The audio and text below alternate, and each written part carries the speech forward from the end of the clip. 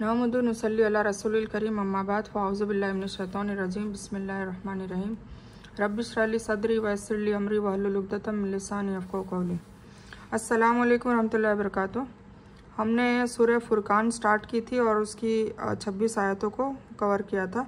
अब हम मजीद आगे बढ़ते हैं। औज़ु बिल्लाहि मिनश शैतानिर रजीम बिस्मिल्लाहिर रहमानिर रहीम। और जिस दिन आकाश बादल सहित फट जाएगा और फरिश्ते लगातार उतारे जाएंगे, उस दिन सही रूप से मुल्क केवल रहमान का ही होगा और यह दिन काफिरों पर बड़ा भारी होगा। और उस दिन जालिम अपने हाथों को चबा चबा कर कहेगा कि हाय अच्छा होता अगर मैंने रसूल का रास्ता अपनाया होता। उस दिन से मुराद मौत का दिन है, यानी यह काफिर फरिश्तों को देखने की तमन्ना करते हैं, लेकिन मौत के वक्त फरिश्तों को जब देखेंगे तो उनके लिए कोई खुशी और शुभ नहीं होगा, है ना। कुफ्फारे मक्का बार बार फरिश्तों को देखने की तमन्ना कर रहे थे, पर जब वो काफिर होंगे और जब वो उनको मौत आ जाएगी तो फिर जब फरिश्तों को देखेंगे तब उनको पता चल जाएगा कि अब उनका जो आखिरी जो पड़ाव है, जो ज़िंदगी का आखिरत, और वो उसमें सजाई सजाए तो वो उनके लिए शुभ नहीं होगा। ठीक है। और फिर वो अपने अपने हाथों को चबाकर कहेंगे कि हाय अच्छा होता कि हमने रसूल का रास्ता अपनाया होता सल्लल्लाहु अलैहि वसल्लम।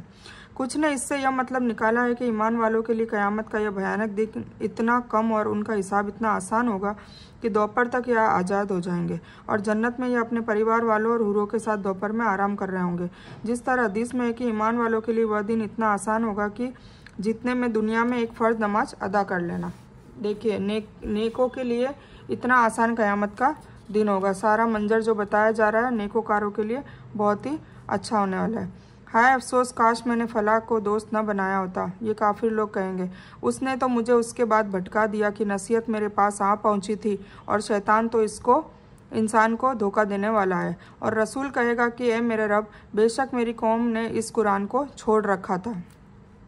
देखिए, हुजूर पाक सल्लल्लाहु अलैहि वसल्लम कहेंगे कि मेरी कौम को एक पूरा हुजूम होगा जिसकी तरफ इशारा करके कहेंगे कि उन्होंने कुरान को छोड़ रखा था। अल्लाह ताला हम सब को उन लोगों में शामिल न करे जिनकी तरफ इशारा होगा, है ना। हम लोगों को कुरान को अच्छे से पकड़ना है, कुरान की से तरबियत लेनी है, कुरान से अपना किरदार चेंज करना है, कुरान से ही अपना जीवन जीना है और कुरान के हिसाब से ही हमें चलना है, क्योंकि यही वो वाहिद किताब है जो जन्नत तक ले जाएगी बिना हिसाब किताब के। ठीक है। तो आज से वादा कीजिए कि बस कुरान को ही अपना दोस्त बनाना है और यही कब्र में हमें साथ देगा, यही मैदान हशर में हमें साथ देगा इंशाअल्लाह रब्बुल आलमीन। और इस तरह हमने हर नबी के दुश्मन कुछ मुजरिमों को बना दिया है और तेरा रब ही हिदायत देने वाला और मदद करने वाला है। और काफिरों ने कहा कि उस पर पूरा कुरान एक साथ क्यों नहीं उतारा। इसी तरह हमने थोड़ा थोड़ा करके उतारा ताकि इससे हम आपके दिल को मजबूती अता करें। फिर उनकी एक ये और बहस थी कि पूरा कुरान एक साथ क्यों नहीं उतारा। उसको धीरे धीरे इसलिए उतारा ताकि वो अमल में भी आए, दिल में भी उतरे, और उसको हमने ठहर ठहर कर ही पढ़कर सुनाया है। ठीक है। तो इस तरीके से कुरान को हमें भी ठहर ठहर कर पढ़ना है। वह रत्तलनाहु तरतीला, मतलब ठहर ठहर कर पढ़ना है।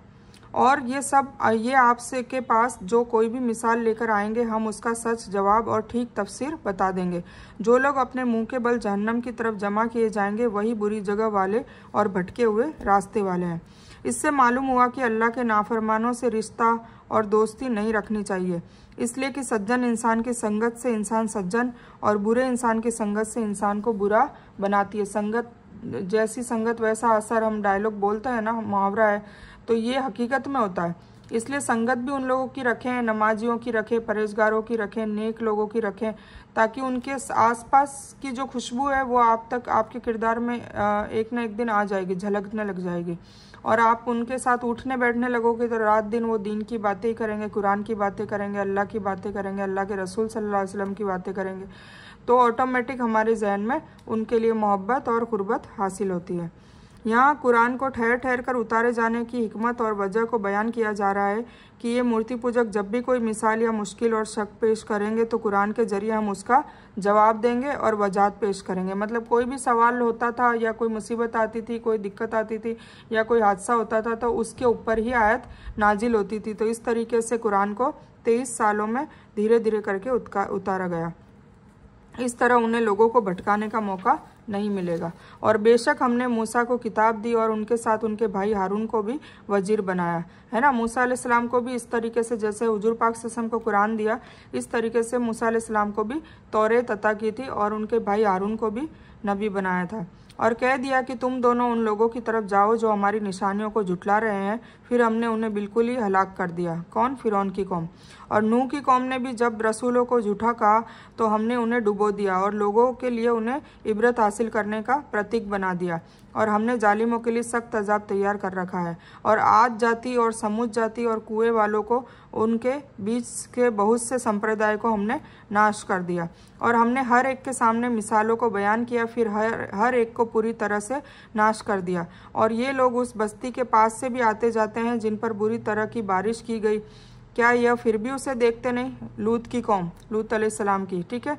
तो जो डेड सी है वहाँ से आते जाते गुजरते हैं, फिर भी ये लोग समझते नहीं है कि अल्लाह ताला ने इन लोगों को भी हलाक कर दिया, तो हमें भी डरना चाहिए। हकीकत यह है कि उन्हें मरकर दोबारा जिंदा होकर खड़े होने पर ही यकीन नहीं है। मतलब उनको क़यामत के दिन जब अल्लाह ताला फिर से जिंदा करेगा उस पर उनको यकीन नहीं आता है। रस का मतलब है कुआं, असहाब रस का मतलब है कुएं वाले लोग।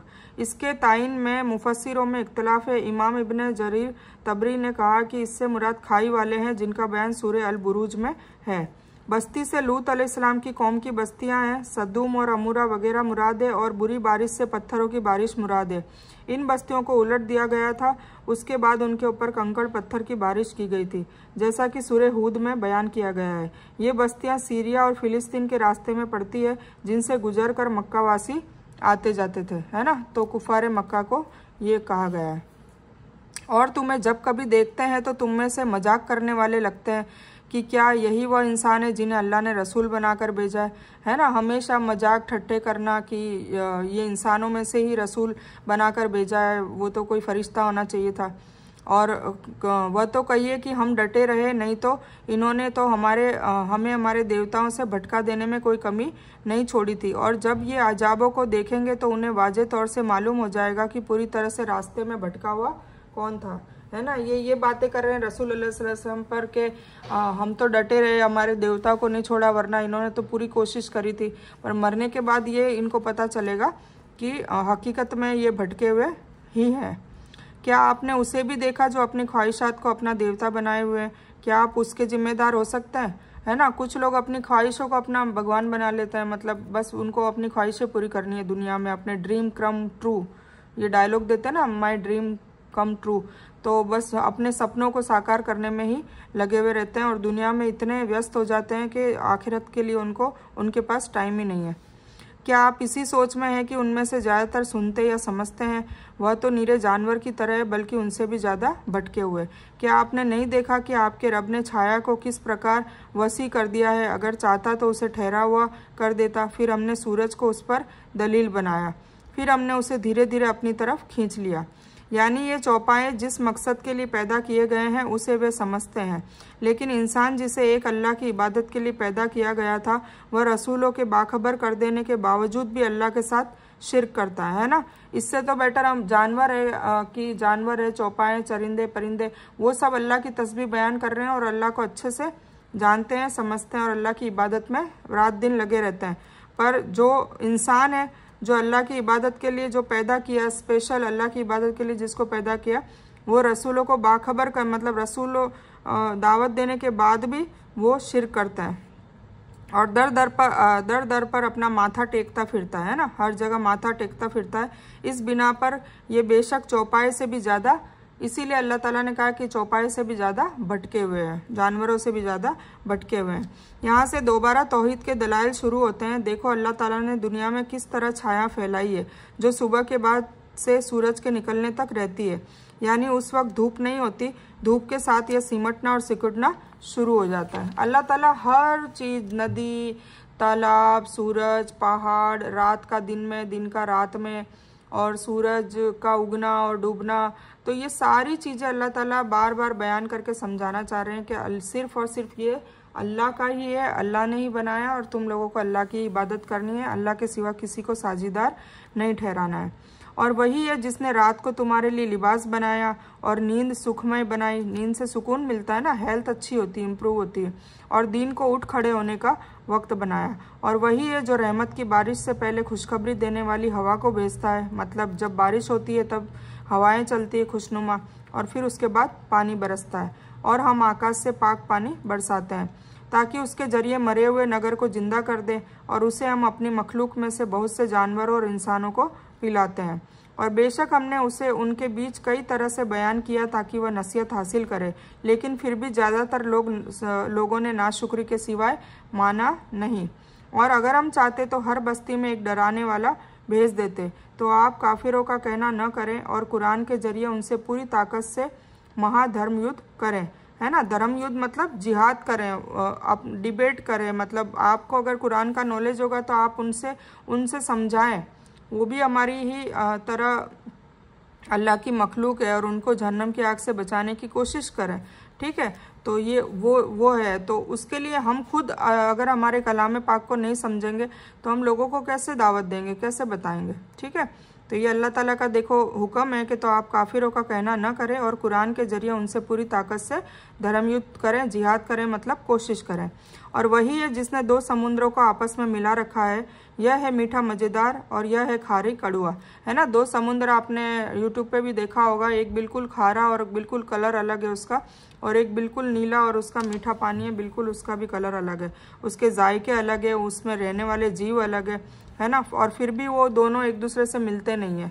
तो ये अल्लाह का कितना बड़ा मौजज़ा है। और इन दोनों के बीच एक पर्दा और मजबूत ओट कर दी है।